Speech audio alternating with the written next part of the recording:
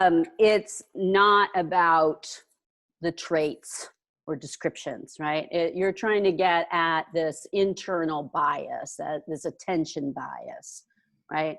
So the Enneagram identifies these 9 different internal operating systems, right? And that's what we're trying to get to. Okay. And so the questions are intentionally open-ended, right? Because it's all trying to get into the patterns, right? These internal patterns.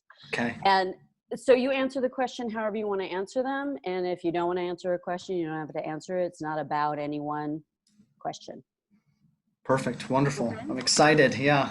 And if anything has changed for you over time, I used to be like this, but now I'm like that, just tell me. Okay. Right? Perfect. Right? Because we've all changed and grown over time. Okay. Mm-hmm. So name several adjectives that would describe you, or it doesn't have to be adjectives. Just how would you describe yourself? I was just thinking about this. A good listener, curious, proactive, passionate. And there was another one. Is it curious, passionate, stubborn? um, yeah, those are a few big ones. Okay. And so how would other people describe you if it's any different? Oh, spontaneous, chaotic, caring, impulsive, loving, clueless, messy. Yeah, I would say those. Okay. So what trait of yours would you say is your biggest challenge? Oh, my biggest challenge, the kind of biggest thing for me to get over. And the biggest obstacle for you in terms of your own personal traits?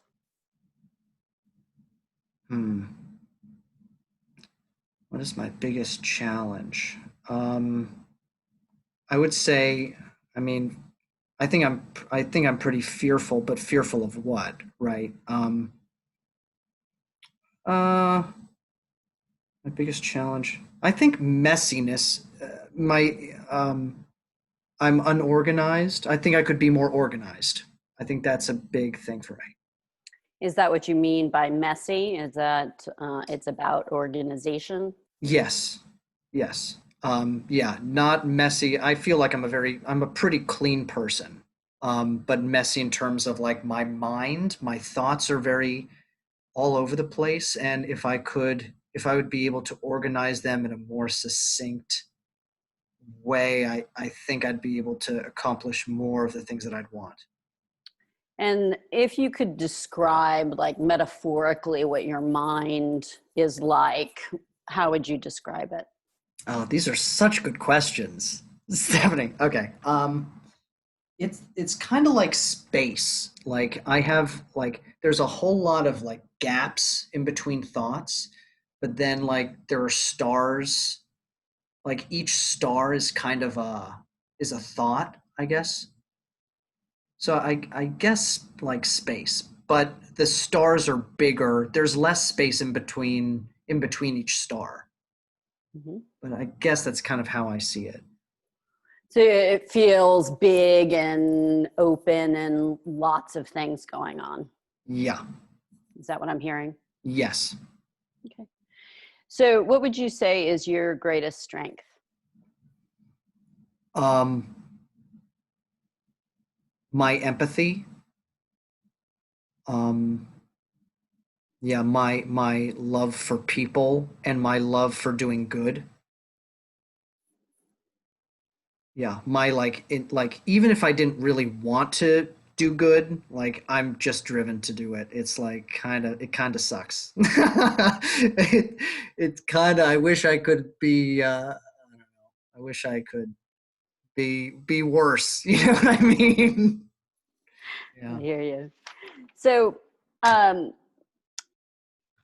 in general, Would you say your pace is fast or slow? Slow, slow, and but I always feel the need to go faster. My internal tempo is like very slow. Um, yeah, but everything else just moves so fast around me. It's like it always catches me off guard. Um, so, how driven are you to meet goals? Hmm. It depends on the goal. If it's a goal that I'm intrinsic that I personally want to accomplish, then I'll do it. I will get it done. I'm very happy to do it. If it's prescribed to me by an authority figure, or I just think that it's not um, useful, or it's not like an optimal goal to achieve, then I'm either half-hearted about it, or I just don't give a fuck. Okay.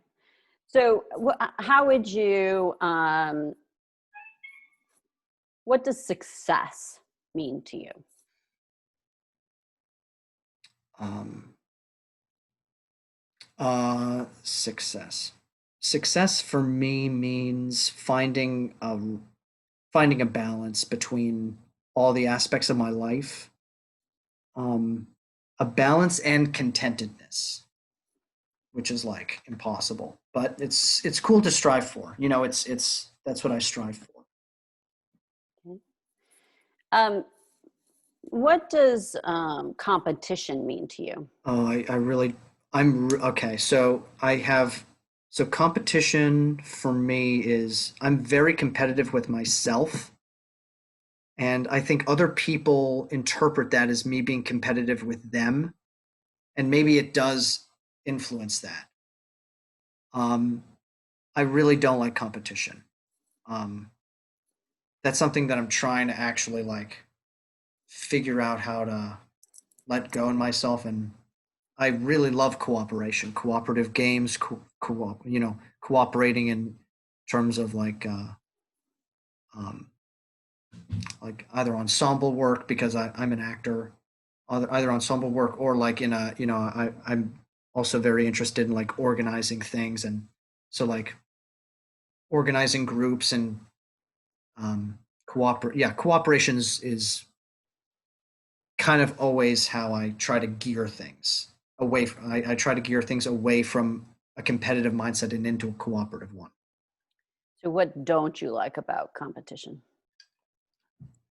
That the idea that which is kind of a false idea, that someone always has to lose in a competition.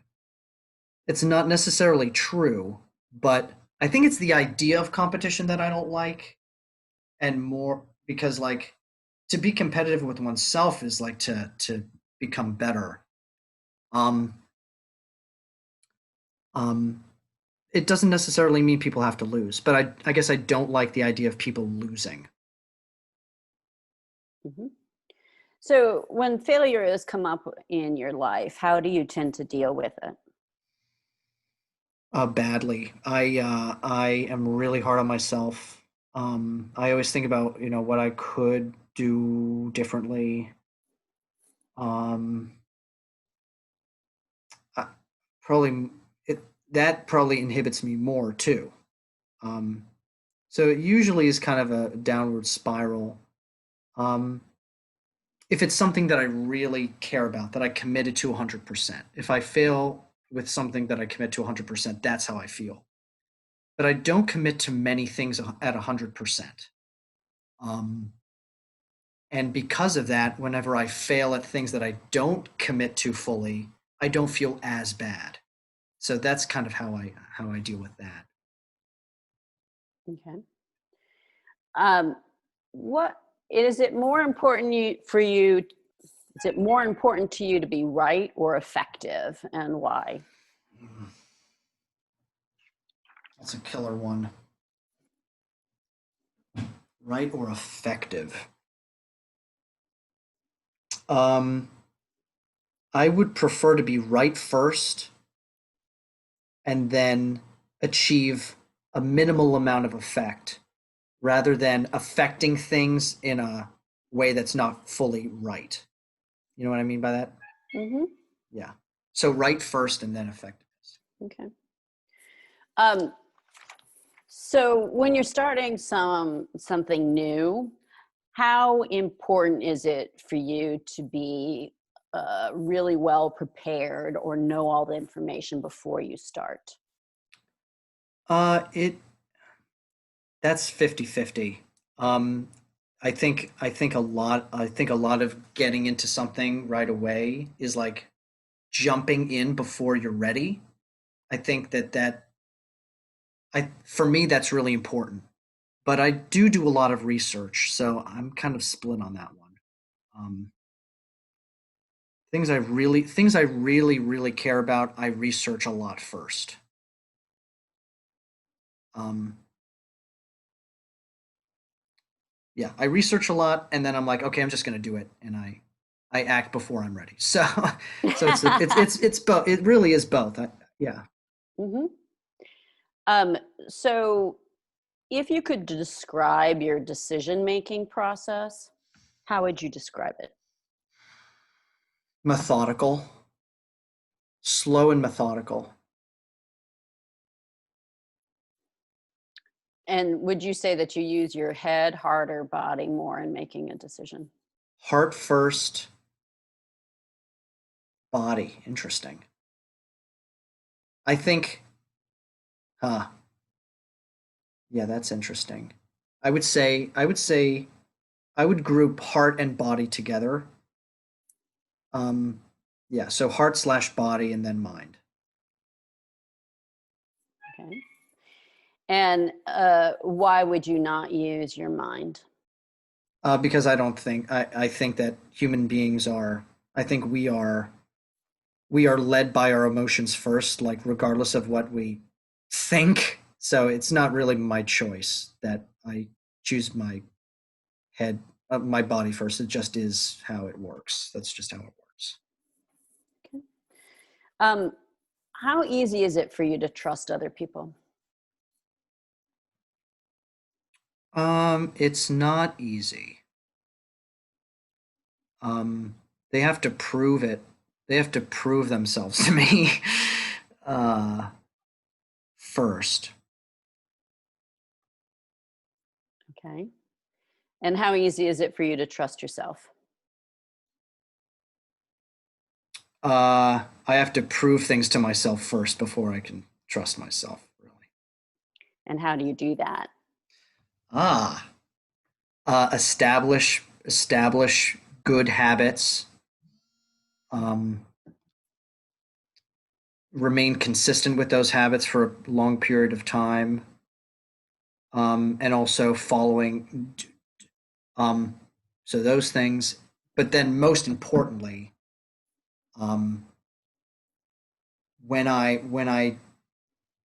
trust myself when I am honest with myself and the things that I want to do, um, regardless of what other people think of the choice or say about the choice. And how do you know you're being honest with yourself? I feel really happy when I make the choice or when I do the thing. Like, yeah, it just feels right. It's really satisfying. I love it. I love it. Yeah. Okay. Not a better feeling in the world. How much do you look for safety and certainty, security and certainty? I don't. I don't. I actually veer away from it. And why?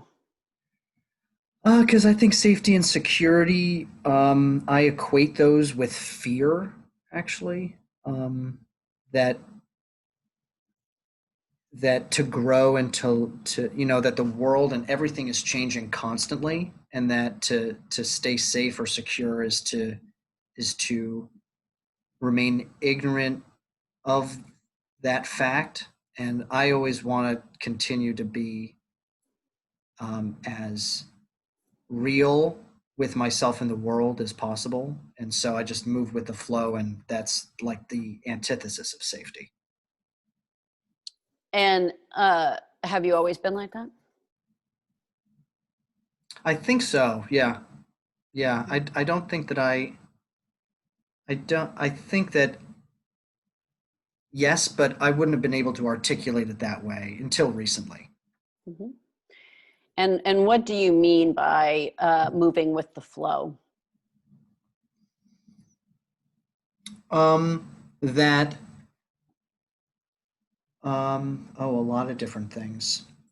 Most on my mind right now is like if I have a particular interest that I'm intrinsically motivated to want to do, then I follow that impulse and I do those things.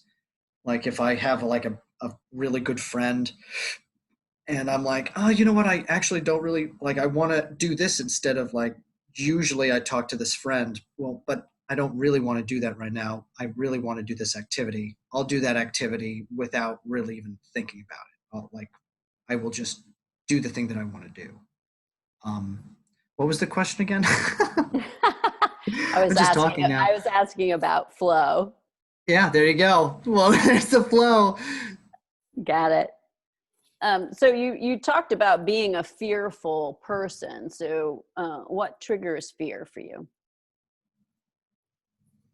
Hmm. I think confronting things that I don't really want to that I either haven't really confronted in myself or um, what triggers fear for me. Hmm. That's a tough one. This is the hardest question. Okay. Um, yeah, I'm still really learning how to talk about fear. I think it's for me, sexuality is a big part of it, actually. Yeah, the kind of the unknown of and fluidity of sexuality. What what triggers that though? What triggers that fear? Inexperience with something. Okay. Yeah. And would you say that's across the board? Yeah, definitely. So how do you view authority? Well, I not well. Um, yeah. It depends on the authority figure. If the authority figure listens and communicates effectively, and I believe, and other people believe, like as a whole, if the group believes that the authority is caring and listens, then I'll bend the knee sometimes to them. But for the most part, like authority figures uh, tend to like to stay in power, and authority figures tend to not go with the flow. You know. Good. How easy is it for you to identify your own priorities? It's difficult. Yeah. What makes it difficult? Oh, because I love so many things. There's so many ideas and so many things to work on and so many things to learn, you know? Yeah, different priorities pop up at different points in the day, and every day is a different day. So, Hmm. Um, so what I heard is that you don't like conflict. Is that right? yeah. Yeah. I mean, yeah, yes and no. Okay. Yes and no. That's a tough one because I think conflict is I don't like getting into an argument one on one, right? But like some of the conflict that's going on in the country right now is really healthy. So maybe one on one, I don't like arguments. I don't like fights. I certainly don't like fights. Hmm. But conflict in a macro scheme of things is really healthy and really good. And how do you generally react then? How do you avoid those conflicts? Oh, I shift my language to fit the person's who's probably the one instigating it and try to get on the same page with them while also trying to sense reason, to talk reason to them. So That's usually, you try to reason it out. yeah. Um, so how would you describe your relationship to other people in general? Helpful is number one. Generous. I'm generous and helpful. Um, I I am very present with people when I'm with them. I hate it when people are like on the phone whenever I'm talking to them. That's like the most annoying thing in the world. So yeah, I don't like doing that. Um, I'm also serious. I'm a serious person. Um, yeah, I would say those. Okay. Um, so what do rules mean to you? Rules. Rules. Rules are meant to be broken. I think it's important first to learn the rules of a place. That's really important. It's important to listen first and then act later. Um, but really, I mean, yeah. So rules are meant to be broken, though. You know, learn the rules and then break them. So you described how this need to be good, right? Mhm. What does that look like for you? It means helping people. It means that we are only the need to be good. So by that I mean lifting people up who need help being lifted. Um, by good I mean really striving towards making the world a better place. Um, yeah, we're only as strong as our weakest link, kind of deal. Like that consumes my mind. Um, Would you say that you have a tendency to go for the underdog? yeah, definitely. Yeah, most of the time. Okay. Um, how how do you see yourself in comparison to other people? I think I'm very virtuous compared to others. I think I'm a better listener than others. I think I'm more proactive than other people. Um, I also think um, I make it about I make things about myself more than other people do. Um, like I yeah, there's a balance here to this. Because I'm not really right now I'm just kind of like talking myself up, but I know that I know that there are things that I um, need to improve on, and they're very much What are yeah. you saying when you're talking about making things about yourself? What does that mean? I think I'm self-centered. Um, um, I think that well, like I said earlier, I think a lot of my ideas are right, and so I try to adjust the conversations like to fit kind of my paradigm instead of letting other people uh like facilitate conversations or something. You know what I mean by that? Hmm. It's kind of vague, but How does this coincide with that need to be good and help others, and how does okay, this yeah. work together? Okay. Yeah, interesting. So I think what I mean by good is being self-reflective. I always try to think like how can I improve the way that I'm communicating or working with the group or because a big part of being good, big part of being virtuous is also being self-aware and self-reflective and improving oneself whenever I can. Okay.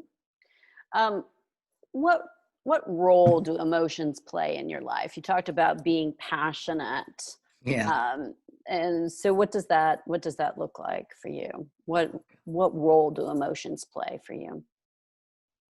Um, em- Emotions are tricky because there's like three layers.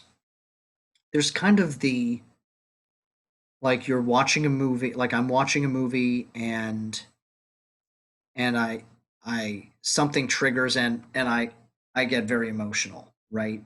Um, so like I am I can like cry very easily when something I see like strikes me, like I can have quick, but then whenever I'm like thinking about something, I don't really get emotional.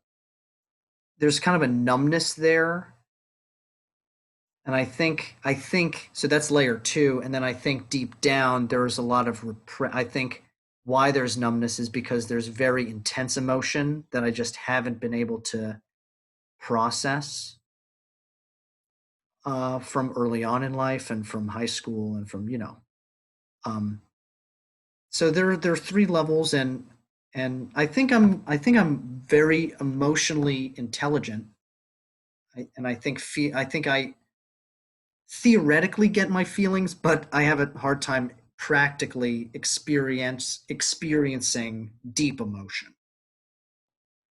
And what do you think inhibits that deep emotion? A lack Blocks of it. being Yeah, a lack of being honest with myself, a lack of being truly present with who I am right now, I would say. Um, like I said, I think a lot of it is like theoretically I get a lot of this stuff. I get a lot of what my emotions are, but to get it theoretically and to actually work through experiences are like it's a completely different world. So,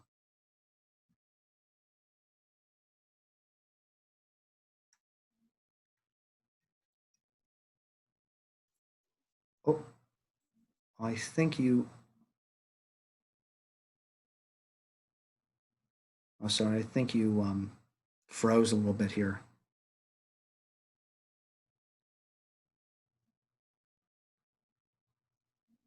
Are you back? Oh, sorry, Stephanie. Yeah, there you Oh, go. there you are. Okay, Okay. so sorry. It I wasn't says sure if we had to redo this. no. It says that no, it's all unstable, but that's fine. Okay. Um, so what triggers sadness for you? Trigger sadness. Um, I get anger and sadness confused a lot. Um, I get sad when I think of how badly people are treated. Yeah, that may just be. De- I get depressed, sad. Like when you say sad, I think what makes me cry, right? Um, and so what makes me cry, just kind of like off the cuff, is not really deep. I don't think. I think if I watch a TV show, I may be sad. I may be You know what? Maybe nostalgia. Actually, yeah. I think thinking about the past. Yeah, I've had just such a lucky life. I've just like still so young, but like I'm just so thankful. And And when I get really thankful, I cry. Yeah. So maybe that. and and what about nostalgia then makes you sad if you've had a happy life? That Yeah, good question. That's a great question. I guess it's that I can't continue to. I guess it's maybe yeah. Good. I don't know. Okay. No. And so what about anger then? Why do you get sadness and anger confused? Mm. Oh, these questions are like really good, Stephanie. Woo. Okay, what is it that makes me get sadness and anger confused? Well, I think that whenever I think of sadness, what is it that makes me get anger and sadness confused? It's okay if you Anger, it's yeah, okay if you don't know. yeah, I don't know, but You don't this have to is, torture yourself, oh, but yeah. I guess I think deeply, huh? That gets like I wonder how other people answer these questions. It's like, okay, these are yeah. So, I mean, you can see that I think really deeply, but Mhm, I take all of these things very seriously. mhm, Yeah. I don't okay, know. that's all right. Um, so when you say you like helping people, is it primarily about listening? Yeah, that's a big part of it. Yeah. Being present with a person is one of the most helpful things I think a person can be. You know, not I think when someone feels like there's another person there, it does a lot, and I like to be that person. And but you said it can be hard for you to be present with yourself. Is that true? You can be present with others, but harder with yourself. Exactly. Yep. Um, so you talked about being impulsive, Hmm. right? Can you describe that impulsivity? What does that look like for you? Um, I whenever I feel bored, I think, okay, all right, I'm just gonna get up and I'm gonna, go drive somewhere. I'm literally just gonna drive somewhere and like park the car and like eat somewhere. Even in the midst of a pandemic, I'm like, you know what? Yeah, that'd be fun. That'd be kind of cool. Um, yeah. So, yeah, I'd say that. Okay. So it's just, you get an idea in your head that you need to do and you just do it. It's a feeling. It's more a feeling than an idea. It's Hmm. yeah. It's like, oh my gosh, I'm restless. Okay, I have to do something. And how, uh, what about risk taking? How big of a risk taker do you Oh, are? I love taking risks. Yeah, that makes me feel alive. Taking risks. Oh yeah. Um, how often do you find yourself in leadership positions? Often. Yeah, I love to take the leadership. I like to take the reins. And uh, do you step into those roles or are they put upon you? They're rarely put upon me. I usually take them. And yeah, I would say. And what style of leadership would you say you have? Oh, I would say I have a balanced style of leadership. I think I'm controlling. I think I do like to maintain control, but I like to listen and I like to find balance in the group. I like to hear everyone's perspective and then move forward from there. Okay. Um, how much privacy or alone time do you need? A lot, a lot, a lot. And why? Um, because I feel way more relaxed and I feel happier. I just feel happier when I have privacy, when I'm alone and doing what I like to do. And why do you need to be alone to do that? Because I don't really like people knowing my business. Yeah. Uh, so would you say that you like to keep the parts of your life separate? Yeah, definitely. Do you do you tend towards observing or participating? Observing first, but not for long. Okay. Um, so how much excitement or stimulation do you need? You sound like you're pretty restless, but what Hmm. does what kind of excitement and stimulation do you need?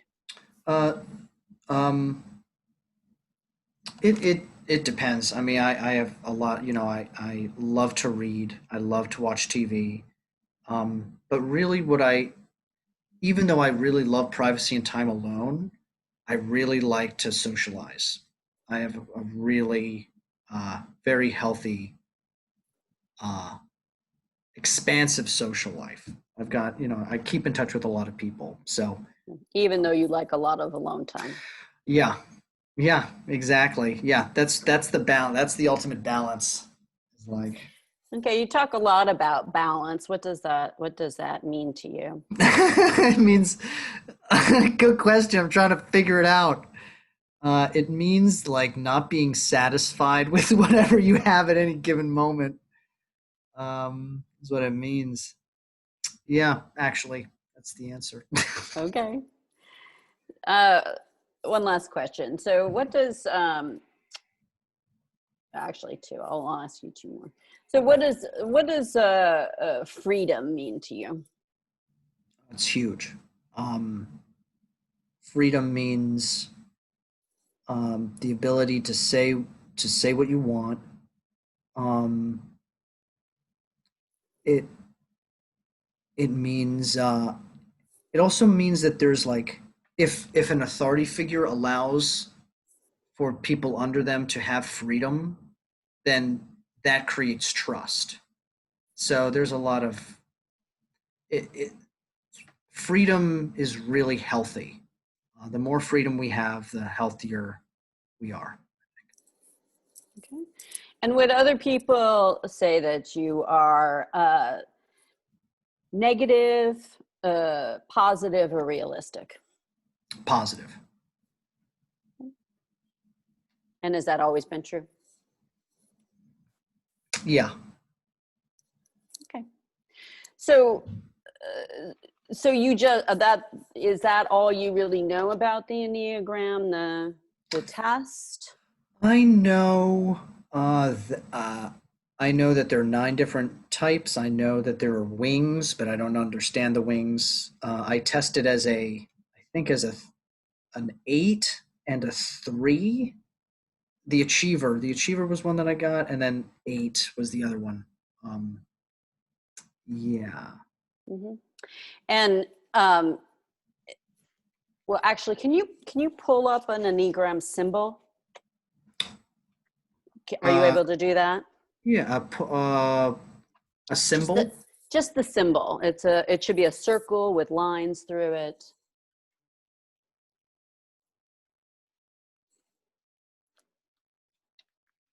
numbers around it. Okay. Yes. Yeah. Okay. Hmm. It's just for reference. Okay. Okay. So, did you read the descriptions of the types that you got? I did. Yes, I did. Okay. Did anything strike you? Did they seem like they I hit the mark at all? I I re I think I did agree with the 3. The 8, I could see it, but it was almost like a part of myself that I didn't really want to see, which was cool. Um, so yeah, I guess that was my reaction. Okay. And what was your motivation in doing this interview? What did you Well, think you wanted yes. to get out of it? Well, so I heard about it from actually Jess.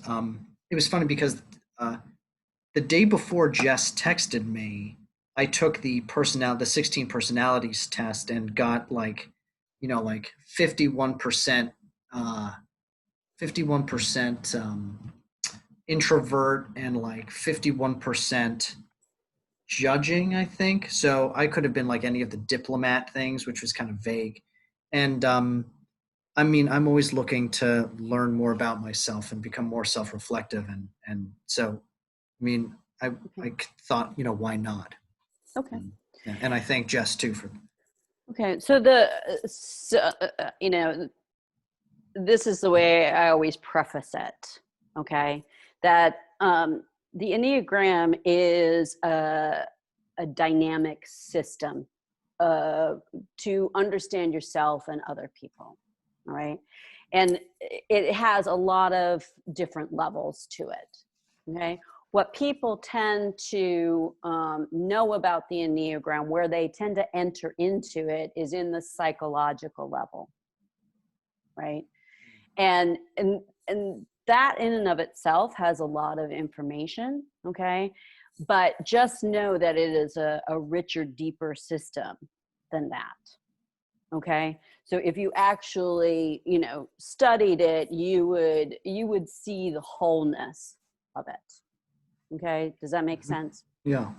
So what it gave to me, right, was a specificity and a connectivity to all the different levels of myself. Okay. And connected all these different things that I had done, right, including acting. I used to teach acting. Oh, really? So Cool. I'm gonna try to relate this to you personally from what I heard, right? What I think might be most beneficial for you, Great. but just know this is a fraction of what the system is about. That's great. Yeah. Okay. Thank you. Yeah. Absolutely. Um, so the Enneagram symbol has a lot of meanings in the symbol itself, right? But the most obvious is that it's a circle, right? And it's a circle because of an obvious reason, right? We're all human beings, right? So you will have all of these within you. Any good system is going to tell you that, right? This is what Mm-hmm. connects us as human beings, right? If it's a good system, it is about connectivity, right? And so it's about the fullness of what a human being is, right? So all these 9 points encompass the different energies that we all have, right? So you should see yourself in all of those points, Yeah. right? If you read all the descriptions and you were honest with yourself, you go, oh, yeah, you kind of get that, right? And this Mm-hmm. is part of that empathy, right? It's Mm. also part of expanding ourselves, right? In identifying all these different energies within us, right? But the Enneagram says that you land at a particular point that is the core, right, of your personality structure. Okay. And Wow. this is not about, you know, our language is not very good because we say, I am this, I am that, right? We make it possessive, right? You are not a type, right? You are not your personality. Okay. I want to make that really clear, right? You are a human being that has a particular type structure, a particular functioning, a particular way that you meet the world, right? That Mm-hmm. doesn't encompass all of who you are, right? And that functioning is neutral, right? It within that functioning, we have our strengths and we have our weaknesses, right? We have those things that are really helpful and beneficial, and we have our defense mechanisms that kind of keep us in a particular bind Mm-hmm. and particular loop, right? And this is what we're trying to uncover. We're trying to get down to the heart of our deepest patternings, right? Because Mm-hmm. you can change patterns, right? And that's what we want to do. We want to open and change patterns. We want to illuminate them so we can make different choices. Does that make Yeah. sense? Yeah. Well said. Yeah. Okay. So at all of the 9 different points, right? there are lessons, right? There are the things that, we all need to learn from all the different points. They all have their gifts and their essential qualities, right? And every point has a central disconnect. Okay, and this is part of the spiritual part of the Enneagram, which I won't get into. All right, but that internal disconnect is what creates that basic wounding, right? That basic fear in each type structure. So at every point, there is an emotional drive. As you said, we're emotional beings, right? There is an emotional drive that is trying to, that is connected to that basic fear or wounding, core wounding, right? And we have a mental fixation that's trying to strategize that wounding. Okay, so it's survival, right? It's not Yeah. good or bad, it just is. Okay, it's in how we use it, right? So where I and this is what I heard. This is the patternings I heard. Okay, it's ultimately an inside job. Okay, so you hold what I say, and it's about your own inquiry. Yeah. It's whether it resonates and is true for you. Okay, Okay. so I would put you at 0.6 on the Enneagram. The questioner. So there's different names for 0.6, and the names, again, you hold them loosely because they pick up certain aspects of the type, right? They'll never, encompass the whole type. But the 6 is called the devil's advocate. It's called the questioner. It's called the loyal skeptic. It's called the trooper, right? These are various names for the type 6 personality. Now, the Enneagram is broken up into 3 centers of intelligence, right? The body center of intelligence, the heart center of intelligence, and the head center of intelligence, right? And those centers have, it doesn't mean if you land in the heart center, you are more emotional, right? It doesn't mean if you land in the body center, you're more physical, it doesn't mean that if you land in the head center, you're smarter, okay? It just means that that is your dominant organ of perception, right? It's where you tend to take in information primarily and dominantly, Wow. okay? Yeah. So in the head center is the 5, the 6, and the 7, okay? Those are the head triad. Underneath the head center, the dominant emotion is fear. Okay, and so that would be for all head types, but each type within the head center expresses it differently. Okay, and the head center, the dominant attention goes to things like safety, security, boundaries, protection. But again, it gets expressed in different ways. Okay. So, and maybe Jessica told you about this, but at each point, right, there's a spectrum, right? There's a spectrum of how well we're operating within our type structure, or how defensive and tight we start to become, right? And so I think for all of us, we've experienced those times where we feel in the flow, we feel we're operating really well, and we know when we're being more defensive and tighter.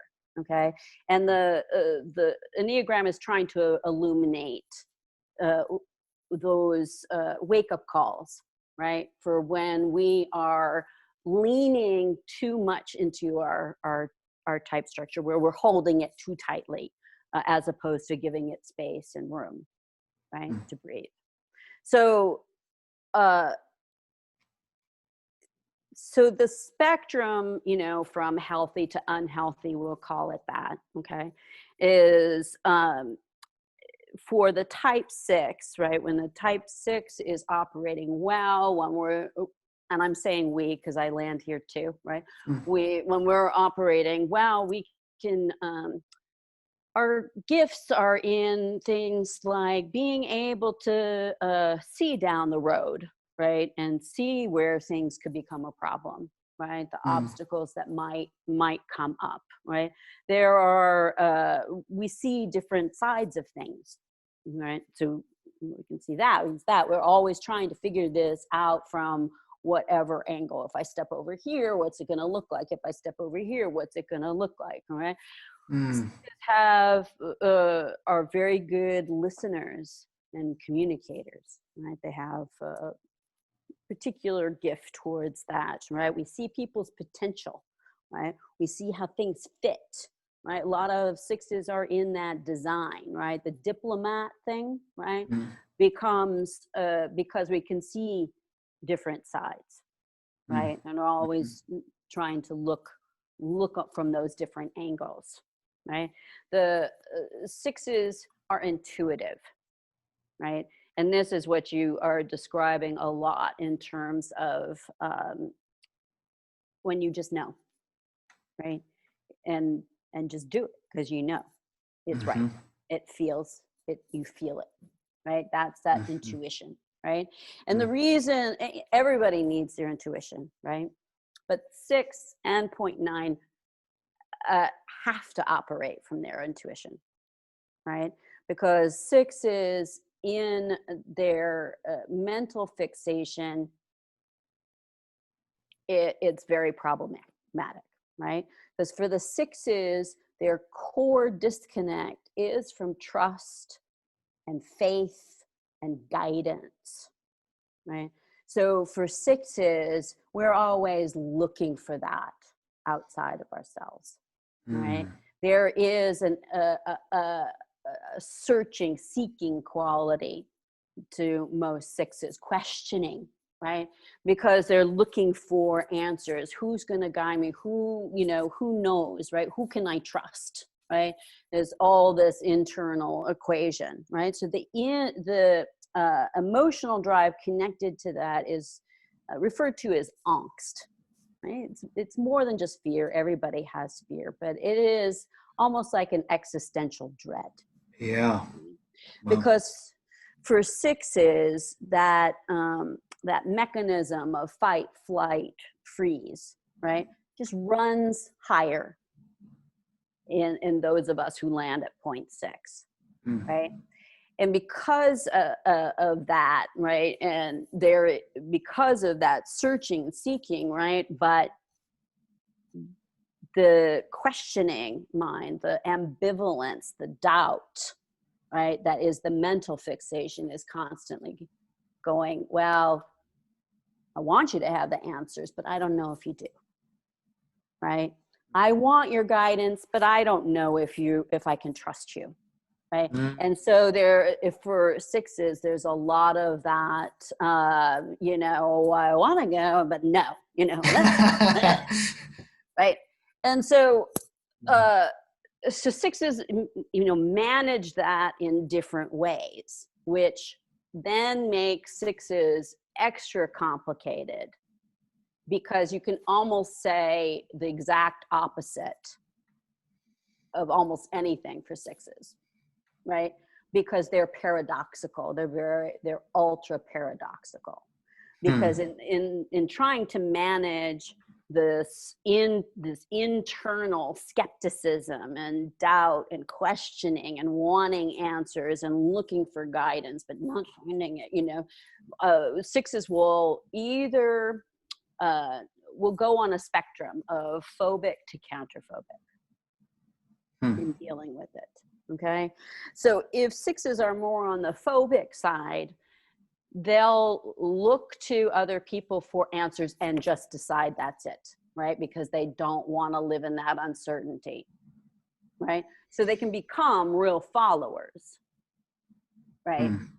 Because they don't want to live in that doubt. They so want to soothe that doubt that they will then just Ah, follow, I right? see. Yeah. If on the opposite end, right, are the extreme counterphobic 6s. Now, counterphobic 6s look like 8s. Wow. because Interesting. they are pushing into their fear, right? They are flying in the face of their fear, right? But that internal motivation is, I'm going to scare myself shitless so I'm not scared, right? That's the opposite end of the scale, right?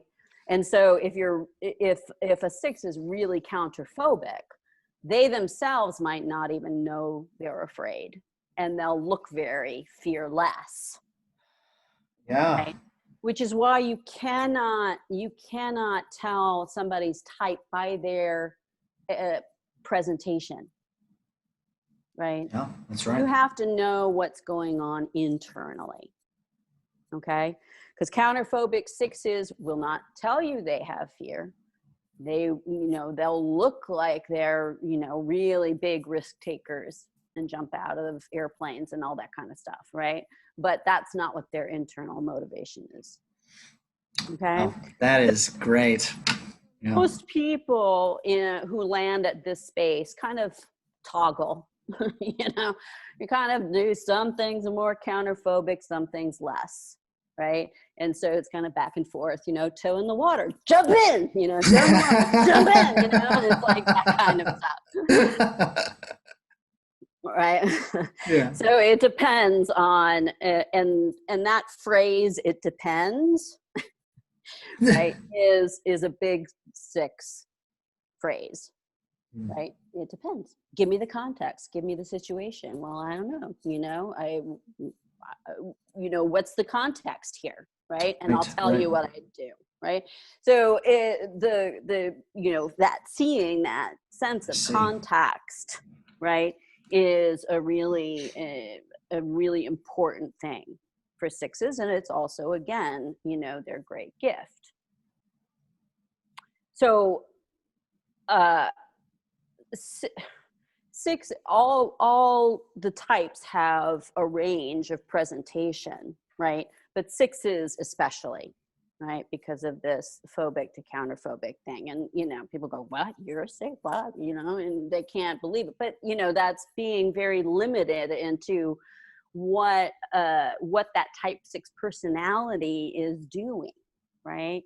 And that's what you're trying to uncover, right? You're Wow. trying to see that internal mechanism, right? And for 6s, uh, that it is the good side, right? That questioning mind, right? And trying to figure things out, all right?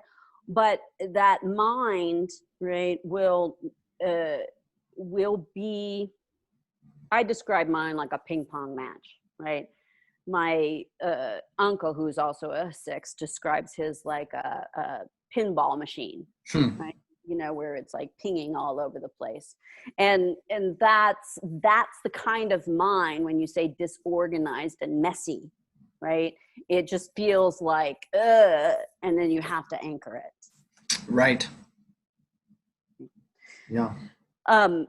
So there are different things in terms of the Enneagram that color the presentation of this, and one of the things are the wings, right? What you don't understand, right? Right. And just think of the Enneagram is like a continuum, right? So there are aspects that kind of bleed into the next, right? And you want to think of the point like an infinite amount of points running around that circle, right? And we tend to land somewhere leaning into one of the numbers on either side, I right? see. So you have easier access to the numbers that are on either side of you, but we tend to land leaning towards one number or the other for a general sense, right? Mm-hmm. And so I'm going to describe the 2 wings, right? The 5 and the 7, right? The 7 is what I think your wing is. All right. And it just means you're pulling more of this energy in general. All right. The 7 is called the glutton or the enthusiast, right? So for point 7, the central disconnect is from the limitless possibilities. So for 7s, their emotional drive is in this gluttony, right? Because they're trying to infuse the world with as many possibilities as they can, right? It's a smorgasbord, right? So many people to see, so many stories, so many things to do, Yeah. and their mental fixation becomes this anticipation because they're constantly looking for the next, Yeah. right? Yeah. Next, right? So that adds to that jumpiness of that mental plane for you, right? And that, all these possibilities, all these things, right, adds to that disorganization, Wow. right? But the there but for if you land at point 7, it's their biggest fear is being limited. But that means for them, it's because they'll have to sit with their own pain. And if they feel their own pain, it's never going to stop. And it's like this well, and so they'll just jump out of it, right? And so their expression is much more on, less serious. They want joy, right? They want excitement. They defer constantly to just being having fun, right? Which I did not hear from you. I heard a lot of the scatteredness and the, wanting to do a lot of things, but not that quality, right? You have too much emotional desire, right? To go deep. You want to, you might not be able to, but you want to. Yeah. Right. Yeah. A lot of 7s Interesting. don't want to touch that deep. Their fear of confrontation is to have to address that kind of pain, anger, right? And it's not fun. Let's get out of this, right? So they'll tend to reframe, right? Reframe and silver lining things, right? As opposed to use trying to reason, go on the other side, Yeah. let's try to work this out, on a leveler plane. Yeah. You know what I mean? Yeah. Right. The 5, Interesting. the 5 is called the investigator or the observer. The 5, their central disconnect is from the abundance of life, right? And so for 5s, they unconsciously feel like they have only themselves to rely on, right? And they have a limited amount of resources, and so they have to withhold themselves, right? Because their biggest fear is about being depleted. So they can seem like they're not emotional, but they're highly emotional. They're protecting themselves. They're the most armored emotionally, right? And that's again because of the fear of being depleted. They fear what other people expect of them, right? So they parse out their emotions, they parse out their time, their energy, right? What they feel they have an abundance of is this mental capacity, right? So their mental fixation is in retention, knowledge, data, memory, imagination, right? That's how they can meet the world. They go really deep, into things, right? And that's how they're generous, right? Is through their mental capacity. But if you're trying to get them to open themselves, it's much harder. Yeah. Good luck. Good So luck. I have a question with so I see there's an arrow going between 9, 6, and 3, Right. I was just getting to that. Okay. So these internal lines are called the lines of dynamism, right? So the Enneagram is referred to as a dynamic map. All right. So it's not only, trying to show you insights, right, to how you operate, right, but the energies that are going to be beneficial for you in terms of your growth, and also show you the places where you might go in stress, right, outside of your own type structure, right? Hmm. So when type 3, as you said, is called the performer or the achiever. Now, the United States has historically been a 3 culture, right? So almost Hmm. everybody has quite a bit of this idea of achieving and, doing a lot. But threes land in the heart center triad, right? Which means their dominant attention is towards love, towards bonding, towards connection, right? Towards image. So for threes, their central equation is if I do, if I achieve, if I'm the best at things, you will love me, right? Ah, oh, I see. Yeah, that's so completely not me. That's not you, right? So everybody can look like they're doers, right? But not Yeah. everybody has that as their core, right? So for threes, what they are the most attached to the roles that they play, right? They equate themselves with the roles that they play because that's what they believe is going to give them love, Mm. right? So their mental fixation is a self-deceit. Now, again, we all deceive ourselves, Right. right? You Right. know, Yeah. but for the threes, it's in that real equation of I am what I do, right? Mm. Which is something because I believe that. I do believe I am what I do, but the internal, like you were saying, kind of the I think the thing that resonates most with me is that idea of kind of like that deep emotion, that angst, right, that you were talking about is really a huge driving force in my heart and in my body and in everything that I do.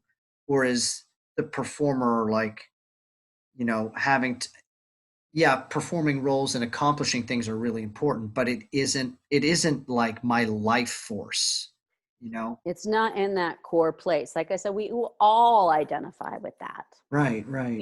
Who doesn't, right? In this country, especially, right? But it's not, it is not where I land. I've performed all my life, Yeah.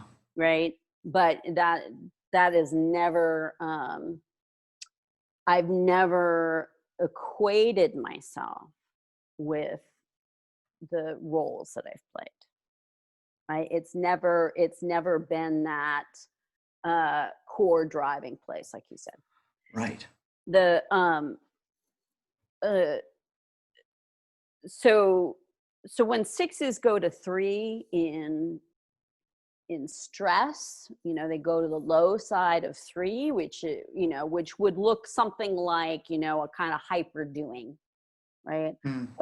Kind of doing because you're supposed to do, and you get caught in that energy around you, and you want to produce, right? But it doesn't. It comes from a more frantic, nervous place, right? From a 6 going to that low side of 3, right? When Oh. sixes go to the high side of 3, right?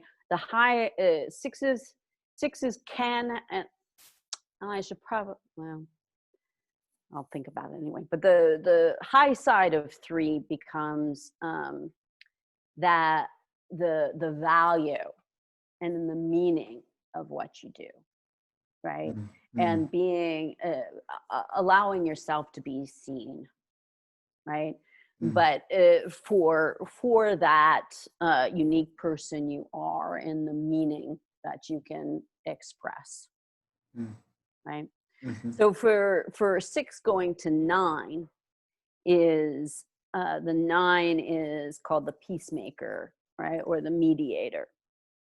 9 sit up at the top of the Enneagram for a reason, because they Huh. represent Interesting. the whole, right? The unity, the togetherness of things, right? And 9s at their core feel disconnected from that whole, from that harmony of life, right? So 9s are trying to create that peace, or maintain that peace, maintain that togetherness, right? And so for for 9s, their emotional drive is referred to as inertia, right? Wanting to maintain things, right, in a certain way, not disturb things, not make a burden on things, right? Mm, Their mhm. mental fixation is like this rumination where uh their their minds are kind of their happy place, right? They call it the inner sanctum Hmm. in Enneagram speak, right? Where if things are getting too disruptive and chaotic, and they don't really want to be here, right? They can kind of go up into their own happy place, right? And they Yeah. like to chew on things. They like to go through things. They like to ruminate. And so 9s can feel like they're with you, but they're not. They're Wow. Oh, up I in think that's something there's like a person that pops into my head who I absolutely can see that, that they're there, but they're very much in their own like their own little, little worlds. yeah, it's fascinating. They're dissociative a little bit, right? Depending on how defensive they're being. So the 6 going to 9 on the low side will look more like paralysis, right? The Mm. 9's getting so like caught in their own mental craziness that it fuses. It's like that freeze mechanism, really. Yeah. It'll look more like a couch potato, right? The overwhelm. Then the 6 going up, but 6 drawing on 9 on the high side, right? 9s represent presence itself, right? Mm. 9s represent that holding, right? And so and they're part of the body center, right? So when we are operating well, what we do is drop into that body center. We drop into our presence. That's when we align. That's when we know, we can feel that intuitive place where we know where we're going. Wow. That's fascinating. That is so cool. Wow. Yeah, when it comes to those two, well, I guess they're not wings, right? What are those called again? Those lines, the They're inter called the lines of dynamism, line of right? dime. Yeah. So they're your points of dynamism, right? They they Yeah. they show they show you, for 6s and 9s, the link there, right, is really important, right? And it draws that energy down, right? That energy, that internal energy that feels like this constant vibration that's in there, right? Right. Yeah. That's why it's so important for 6s to do things that are body centered, Mm, right? mm-hmm. Yeah, it's interesting because I think if I don't know, like if there is a spectrum. I'm sure it's a spectrum as to the lines of dynamism, but I um felt more connected to both your explanation of the low and the high side of the mediator over the performer, because I don't really um connect with the low side of what the performer is, but the higher one, like finding value in the things that I'm doing, like sometimes on the high side, like you were saying, I do find some satisfaction in that. Whereas like the mediator, like being stifled and, when so many things are happening, sometimes it's just, for me, it just feels so natural and good to like just be a couch potato for a day or two, Well, and then on the high side with presence, I mean, yes. presence is just so, Well, yeah. it is the key point of integration for us, and I personally relate more to the 9 than I do to the 3.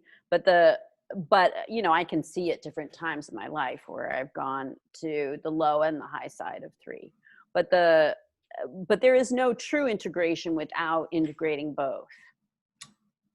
Yeah. Right? Because sixes have I'm gonna say that I don't usually go into this, but I will for you because it might be important, right? There are things called subtypes, right? Which divides each point into 3 subtypes that connect to the 3 basic instincts. All right. So this is part of the somatic part of the Enneagram. But the 3 basic instincts are the self-preservation instinct, right? Which is, your basic resources, Yeah. family, friends, right? And again, we have all 3, right? So, just know that. The second one is the sexual instinct or the attraction instinct. The sexual instinct has to do with that creative, right? That creative instinct.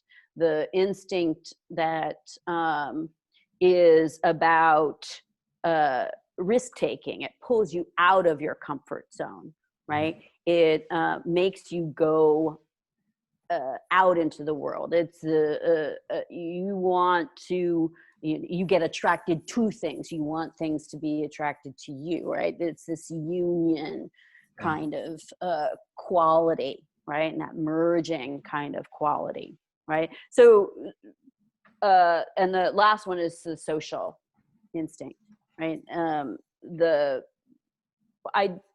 question of, where do I fit? Where do I fit? Where do I belong, right? Managing organizations and groups and all that stuff, right? So, I mean, what I heard primarily from you, and again, this would be something for you to explore, right?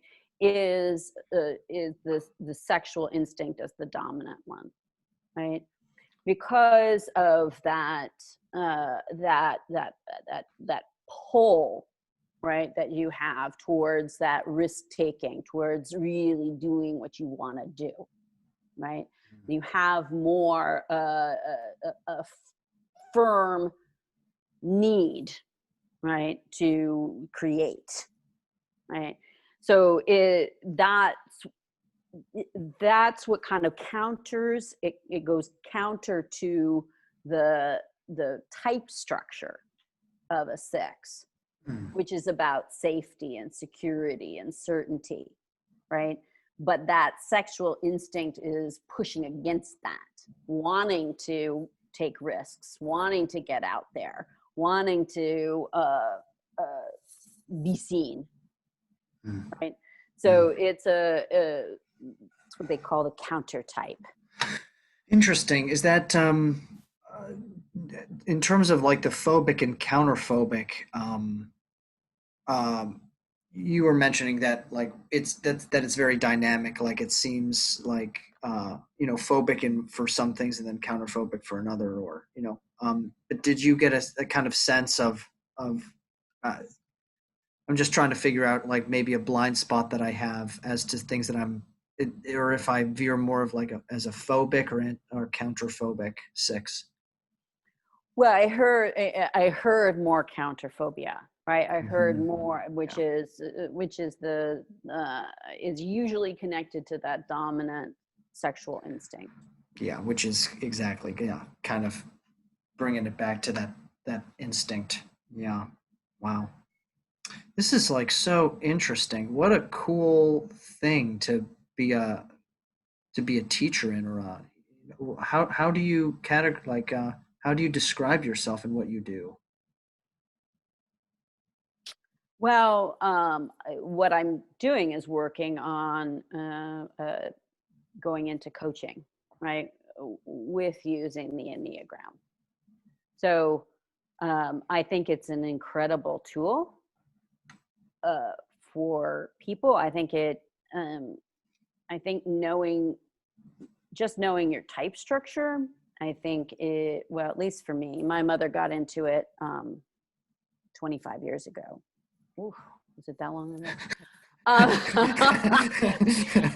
And I give her all the credit for harmonizing our family, because it just knowing, like how I describe it is that we all know intellectually that people are different, but what the Enneagram gives you is a structure with which to see through somebody else's eyes. And so usually somebody's different than you, except you don't have a handle on how they're different, so you default to you, right? Right, right. And so this system gives you particular insights, right? There are ways that you can understand how and why somebody thinks the way they do, what they might mean, right, by something that you wouldn't mean, right? How we speak different languages. Yeah, that's like I'm just so if I want to learn more or read more about this, where is there a book that you'd recommend? Is there a website or a link that you'd recommend checking out? Well, the book that's sort of the Bible of the Enneagram is still a book called The Wisdom of the Enneagram. And there are plenty of really good books, but that's still probably one of the most complete. But like any books or thing, it's why I'm glad people go, do an interview before they really explore it, because it's hard to really get it if all you do is read it, right? Right. So if you have an understanding of what it is that you're reading, it's probably more clear, right? The website, the two websites that I would recommend are the Enneagram Institute Hmm. and the Narrative Enneagram. Those are the two main schools. And I really, what I want uh, more than anything is for people to respect how rich the system is, because like anything, as it starts to get popularized, Yeah, it gets it bastardized, yeah. and people just start labeling people, right? And it's not about labeling somebody a number, right? Mm. You're only trying to see where somebody lands because you want to understand them more, right? Not because you want to go, oh yeah, you're just a six, Yeah, yeah. oh, you're just being such a six, like how So many helpful is people do it. that? Yeah, exactly. And so many people do that too, right? Oh, And it begins to be such a parlor game, and that's not what it is, right? And so my hope is whoever I end up interviewing or connecting to with coaching, that they understand what a beautiful system this is to help them understand themselves and to understand other people. well, Well, thank you, Stephanie. That was great. Now, would you feel comfortable if I posted this to my YouTube page? So I didn't get a chance to look at the Oh, YouTube page. yeah. What's So your intention with it? I'm what I'm doing actually is having conversations with strangers, and in the attempt to um, listen to people from different perspectives. And the interviews range from like 15 minutes long to 3.5 hours. And With the intention of kind of bridging a divide that is something that's counter to social media, where we're all just kind of screaming in our own echo chambers, and where I'm kind of like going out of my comfort zone, right, with trying to meet different people from different perspectives, and listening as to where they're coming from and how we can move forward together, and Hmm. at least what you've just talked about the last 5 minutes is it's actually like an incredible tool to accomplish just that. And I think it would be really helpful for people to kind of, because I mean, I was really skeptical coming into this. Actually, I was like, I took the online test already, like I'm going to get a 3. I know I'll get a 3. And, like seeing now, just from this human connection, that there's so much richness that's to be learned here. I think it'd be really helpful for I others. am, I really, the online tests, yeah, I'm skeptical.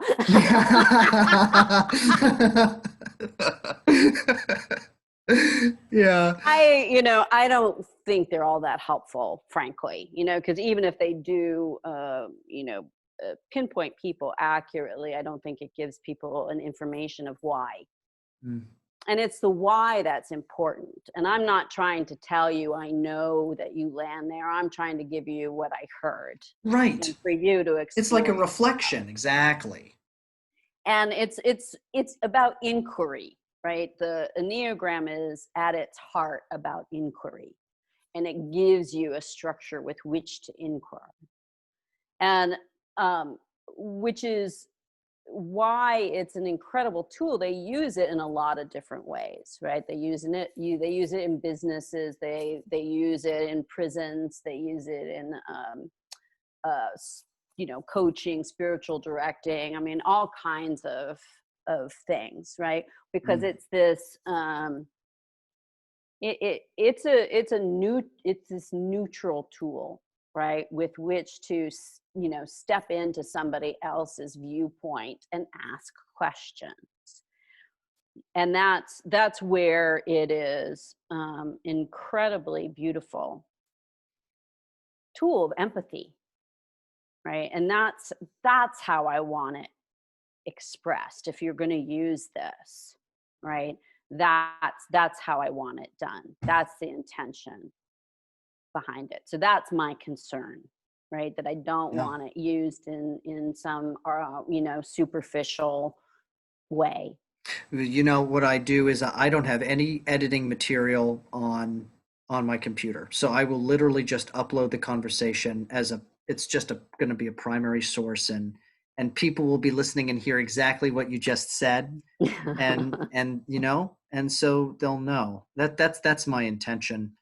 um and I'm also just interested too, like I feel like this would be so, like, do a lot of people do this stuff pro bono? Is this kind of a Well, I don't know. I am doing it pro bono because it is just my little contribution in to the this world? That's great. time right now. I mean, It's what I feel I can do right now. that's generosity. Yeah, thank you. You know, You know, I think we all have to listen to what we can do personally in ourselves, right? We're not all asked to do major things, you know. So yeah. if I can do my little part, that's what I want to do. So that's what Very this cool. is, but it's not, I can't speak for anybody else. And I don't know how long I'll do it pro bono. Right. Oh, totally. Yeah. Yeah, so I mean, yeah, yeah. I may ask you for your Venmo account so I can send you something, Uh, like no, it's but not at all. I enjoyed it very much, Kenny. You're an excellent listener. oh wow, thank you, thanks so much. Yeah. Okay, well, I think that'll be all then, I guess, right? Mhm. Mhm. Well, thank you, and yeah, I'll. Any, if you do explore any questions, feel free, because it can get complicated, and the descriptions will never, will never all be you, right? You can't read a description and go, oh yes, that is me, You'll relate to some of it, you won't relate to other parts of it. But it's that, again, it's that internal, what is at that core and heart of our internal patterns. I don't think Jess ever thought I would be a 6. I don't think she was like, I see you as a 7 or a 3. And You so have a lot of 7. You have a lot of 7, and I think it's that sexual subtype that mm, why she doesn't, because I think I'm pretty sure she was a self-pres. yeah, So that, again, it's why presentation is not it. that's so cool. Well, thanks again, Stephanie, and You're very yeah, welcome. I'll be talking to you again, hopefully. Okay. All All right, right. take care. Take care. Bye. Bye.